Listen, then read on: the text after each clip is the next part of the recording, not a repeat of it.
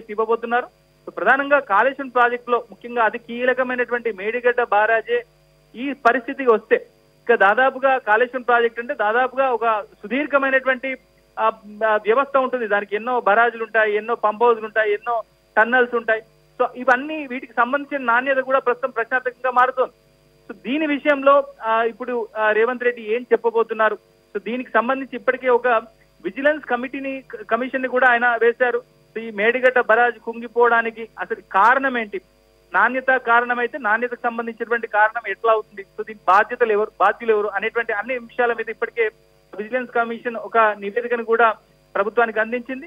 So ఈ నివేదికను కూడా ఇవాళ ఈ పవర్ పాయింట్ ప్రెజెంటేషన్ సందర్భంగా రేవంత్ రెడ్డి ఇక్కడ పవర్ పాయింట్ ప్రెజెంటేషన్ లో విజిలెన్స్ నివేదికను కూడా ఆయన ప్రకటించబోతున్నారు, వివరాలు చెప్పబోతున్నారు. సో మరోవైపు కాళేశ్వరం ప్రాజెక్టు సంబంధించి ఎక్కడెక్కడ అవినీతి జరిగింది, ఏ రకమైనటువంటి అక్రమాలు జరిగినటువంటి అంశాలను కూడా ఆయన ప్రజల ముందు ఉంచబోతున్నారు.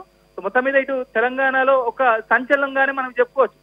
ఒక ముఖ్యమంత్రి దాదాపుగా 6-7 గంటల పాటు రోడ్డు మార్గం ద్వారా బస్సులో తన వెంట తీసుకొచ్చినటువంటి మంత్రులు, ఎమ్మెల్యేలతో రోడ్డు మార్గం ద్వారా ప్రయాణించి ఒక బరాజ్ దగ్గరికి వచ్చి దానికి సంబంధించినటువంటి కుంగిపోయినటువంటి ప్రాంతాన్ని పరిశీలించడం అనేటువంటిది ఒకంత తెలంగాణ రాజకీయాల్లో రానున్నటువంటి రోజుల్లో సో రాజకీయాలు ఏ మేరకు హాట్ గా జరగబోతున్నాయి అనేటువంటి ఈ అంశాన్ని చూస్తే మనకు అర్థం చేసుకోవచ్చు.